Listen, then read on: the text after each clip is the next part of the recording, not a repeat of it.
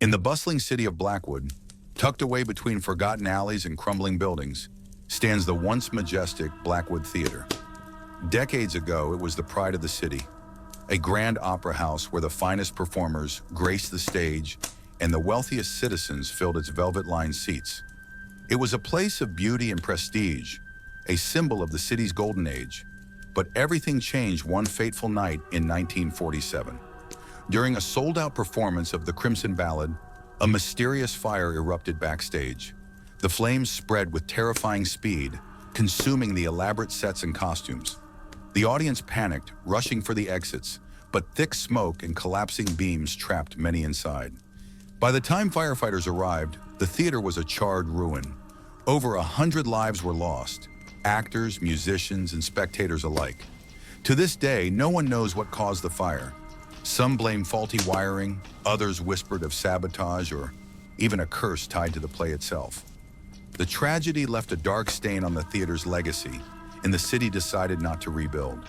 Instead, the ruins were left to rot, a grim monument to the lives lost. As years passed, Blackwood Theater faded into obscurity. Its once vivid banners were torn away by the wind, its grand doors boarded up, and its name slowly erased from maps and history books. But the memories of that night refused to die. Locals began to report strange occurrences, faint music drifting from the ruins, flickering lights on the stage, and shadowy figures glimpsed through broken windows. The most chilling rumors spoke of an eternal performance still taking place inside. Witnesses claimed that if you dared to enter, you'd hear the haunting echoes of that final show. Some even said the theater had a way of claiming anyone who stayed too long, making them a permanent part of its phantom audience. Despite the warnings, the theater became a magnet for thrill seekers, drawn by the promise of the supernatural. Few returned with stories they could explain, and even fewer were willing to speak of what they had seen. Those who did describe the experience as something beyond human comprehension, as if the theater itself was alive, feeding on the fear of those who dared to step inside. For decades, Blackwood Theater remained untouched, its gates rusted shut, and its secrets buried beneath ash and rubble. But for Tom Harper, an adventurous urban explorer with a love for capturing the beauty of decay, the theater wasn't a place to fear, it was an opportunity to create something unforgettable. Armed with his camera and a growing sense of curiosity, Tom set out one fateful evening to explore the ruins of Blackwood Theater. Little did he know, the moment he stepped through its crumbling doors, he would become part of a story far darker than anything he could have imagined. The sun was just beginning to dip below the horizon as Tom Harper stood before the imposing gates of Blackwood Theater. The air was cool, the kind of crispness that signaled the coming of autumn. Overhead, the faint cries of crows echoed, as if warning him to turn back. But Tom wasn't one to heed warnings, especially when it came to uncovering hidden beauty in abandoned places. The gates were rusted and overgrown with ivy, their once ornate ironwork barely visible beneath decades of neglect. He ducked under a sagging chain meant to block trespassers and approached the theater's main entrance. The facade of the building loomed above him, its grandeur now tarnished by time. Cracked marble columns framed the boarded-up doors, and faded carvings of cherubs and masks stared down at him with empty, lifeless eyes. Tom paused to take it all in, his heart pounding with both excitement and unease. "This place is perfect," he whispered, gripping his camera tightly. His goal was simple: capture the eerie beauty of the forgotten theater and share it with his growing online following. He found a side door that had been pried open, the wood splintered and warped from years of exposure. Stepping inside, he was immediately hit by the smell of damp wood and soot, a lingering reminder of the fire that had sealed the theater's fate. Dust hung in the air like a fine mist, swirling in the beam of his flashlight as he panned it across the room. "Wow," he muttered, his voice echoing in the cavernous space. The lobby was a shadow of its former self. Once adorned with sparkling chandeliers and gold-accented walls, it was now a shell of decay. Broken tiles littered the floor, and pieces of the ceiling had caved in, exposing rusted steel beams. A tattered, moth-eaten carpet still stretched across the lobby, leading toward the main auditorium. Tom couldn't help but feel a pang of sadness. This place had once been a jewel of the city, a beacon of artistry and culture. Now it was nothing more than a relic, forgotten by time and neglected by all but the bravest explorers. As he stepped further into the building, the silence grew heavier. Every step he took seemed to reverberate unnaturally, as if the theater itself was aware of his presence. He stopped to snap a photo of the grand staircase that spiraled upward to the balcony seats. The flash illuminated the cracked marble banister, the scattered debris, and the faint remnants of once luxurious wallpaper. But as he reviewed the photo, something caught his eye. In the far corner of the frame, just barely visible, was the outline of a figure. It was faint, almost like a smudge of smoke, standing near the base of the staircase. Tom spun around, shining his flashlight toward the spot. There was nothing there. The beam of light illuminated only the dusty remnants of the staircase. He shook his head and muttered, "Just a trick of the light." Continuing on, Tom made his way to the main auditorium. His breath caught in his throat as he stepped through the massive double doors. The room was enormous, with rows upon rows of seats stretching into the darkness. The stage, though partially collapsed, still retained an air of grandeur, framed by tattered red curtains that swayed slightly, though there was no breeze. The most striking feature, however, was the chandelier. It had once hung high above the audience, a symbol of elegance and refinement. Now it lay shattered across the rows of seats below, its crystals scattered like broken stars. Tom moved closer, his footsteps crunching on the shards. He raised his camera, adjusting the focus, and snapped a photo. The flash illuminated the scene in stark detail. The fallen chandelier, the torn curtains, the decayed grandeur of the once mighty theater. But as he lowered the camera and looked back at the stage, he noticed something strange. The curtains, which had seemed still a moment ago, were now swaying more noticeably, as if someone had brushed past them. A faint sound reached his ears, a soft, melodic hum. It was distant, almost imperceptible, but unmistakably real. Tom froze, gripping his flashlight tighter. "Hello," he called out, his voice echoing through the empty hall. The humming stopped, replaced by an oppressive silence. He glanced at his camera, flipping back through the photos. In one of the images, he saw something that sent a chill down his spine. In the reflection of the chandelier's broken crystals, he could make out a figure sitting in the front row. It was faint, almost transparent, but there was no denying it was there.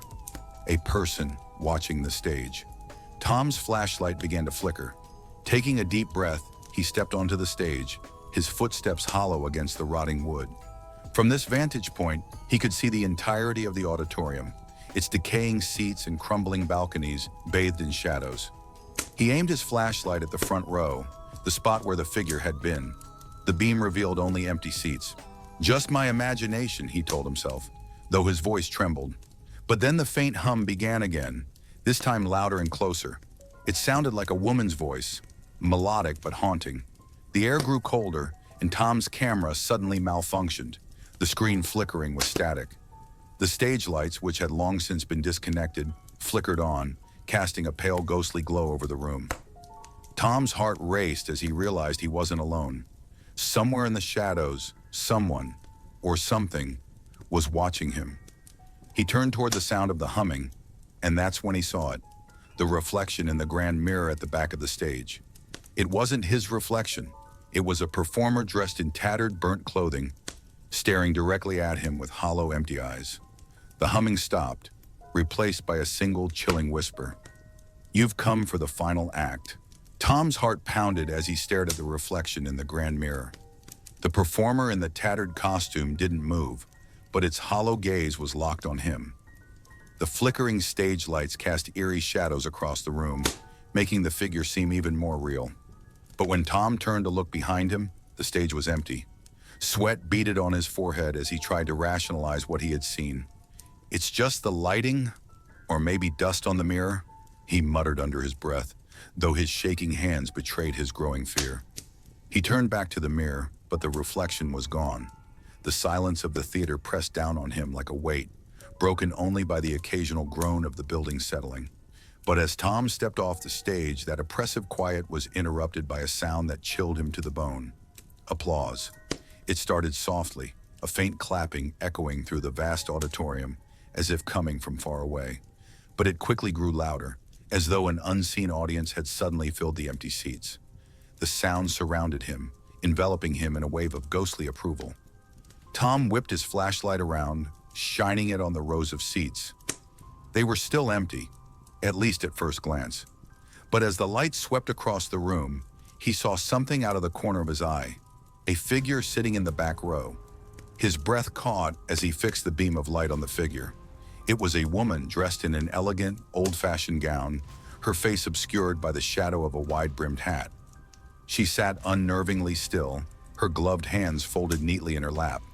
"Hey!" Tom called out, his voice cracking. "Who are you? What are you doing here?" The woman didn't respond. Slowly, almost imperceptibly, she tilted her head toward him, as if acknowledging his presence. Then in one fluid motion, she stood. Tom took an instinctive step back as she began to walk down the aisle, her movements eerily smooth and silent. The clapping stopped abruptly, replaced by the faint hum of a piano. The haunting melody seemed to drift from the far end of the theater, as though someone had started playing deep in the shadows. Tom's flashlight flickered, casting erratic beams of light that made the theater seem alive with movement. He fumbled for his camera, snapping a photo of the aisle where the woman had been. When he looked at the image on the camera screen, his blood ran cold. The photo didn't just show one figure, it showed dozens. Rows of shadowy figures filled the seats of the auditorium, their indistinct faces all turned toward him. Some appeared dressed in formal wear, others in costumes, dancers, singers, musicians. They sat in eerie silence, as though waiting for a performance to begin. Tom looked up from the camera, his hand trembling. The seats were still empty, but he could feel their presence, the weight of their collective gaze pressing down on him. The piano music swelled, and for the first time, he noticed the faint scent of smoke in the air. It was acrid, suffocating, as if the fire that had consumed the theater decades ago had been reignited. The curtains at the back of the stage suddenly began to rise, the rusty mechanisms groaning in protest. Behind them, instead of the charred remains of old props, stood a massive gilded mirror, the same one where he had seen the reflection earlier. But now the surface of the mirror shimmered like liquid, and faint images began to form. Tom saw himself on the stage, standing where he had been just moments ago. But this version of him wasn't alone. Surrounding him were the shadowy figures from the photo, now fully visible in the reflection. They were no longer seated but standing on the stage, their hollow faces twisted into expressions of anguish and longing. As Tom stared in horror, the reflection of himself turned its head and locked eyes with him. A sinister smile spread across his face, and it raised a hand to beckon him forward. "No, this isn't real," Tom whispered, stumbling back. But the reflection didn't care. It stepped closer to the surface of the mirror, its movements mirrored by the figures behind it. The piano music grew louder, almost deafening, as if urging him toward the stage. Tom turned to run, but his legs felt heavy, as though the air itself was pulling him back. The theater no longer looked the same. The walls seemed to stretch and twist, the seats now filled with blurred shapes that swayed in unison with the haunting melody. "Leave, now," a faint voice whispered, cutting through the music. Tom's head snapped toward the sound. Near the side of the stage, he saw a faint figure, a young woman in a tattered costume, her face partially obscured by smoke. Her expression was desperate as she repeated, "You must leave before it ends." Tom didn't wait for further explanation. He bolted for the nearest exit, his flashlight flickering wildly as he ran. But no matter how far he ran, the layout of the theater seemed to change. Hallways that should have led to the lobby instead brought him back to the stage, where the glowing mirror continued to display his doppelganger and its sinister audience. As he stopped to catch his breath, the music suddenly ceased. The silence that followed was deafening. Tom dared to look back at the stage, and what he saw froze him in place. The shadowy audience had risen from their seats, and they were all facing him now, motionless but undeniably aware of his presence. In the center of the stage, his reflection in the mirror stepped forward, its smile growing wider. The reflection raised a hand and pointed directly at him. A chorus of whispers erupted around him, overlapping in a chaotic symphony. It's time for the final act. Tom's pulse raced as the whispers echoed around him, growing louder and more chaotic. The shadowy figures filling the auditorium seats seemed almost alive now, shifting and swaying like restless spectators waiting for a performance to begin. His flashlight flickered violently, casting erratic beams of light that made the figures seem to dance in the darkness. The air in the theater grew thick, almost suffocating. Tom struggled to breathe as a faint, rhythmic sound began to fill the space.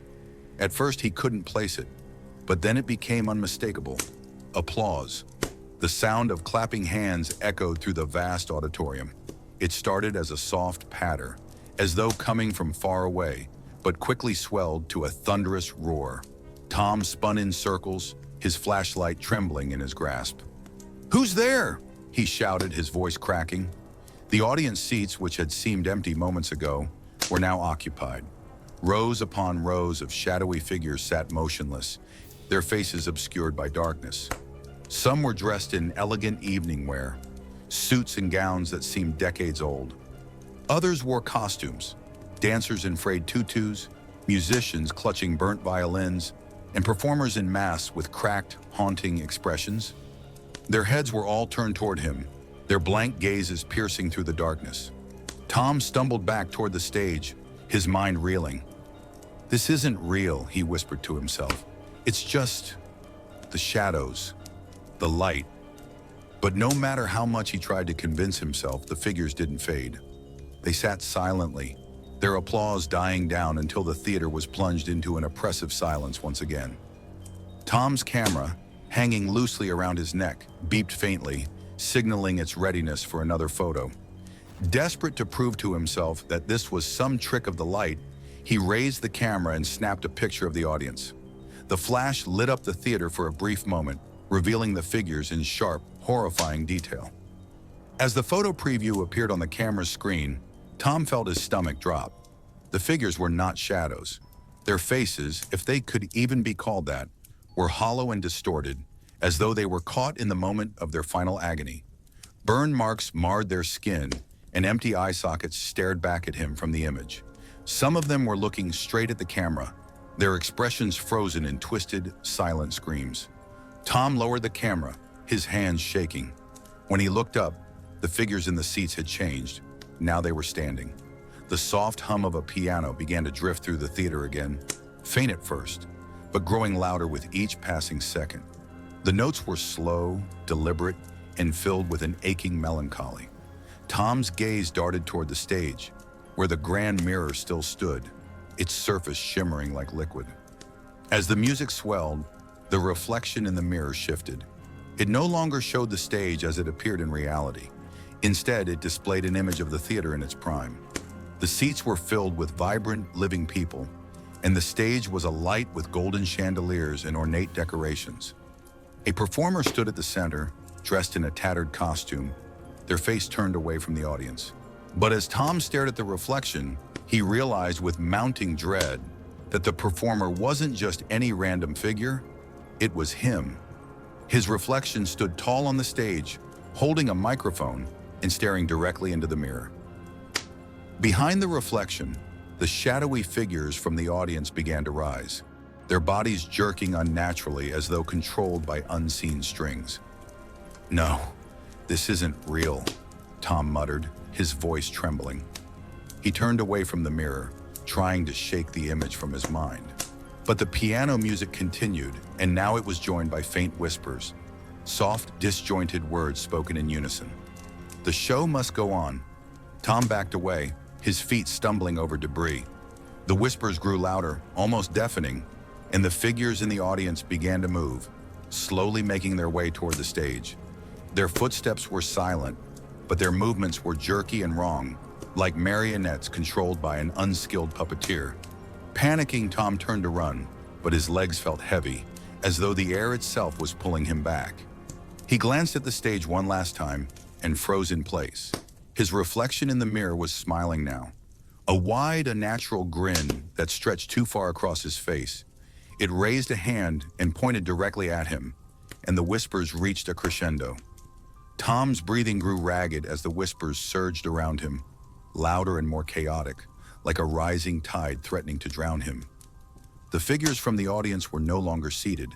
They were advancing slowly toward the stage, their hollow eyes locked onto him.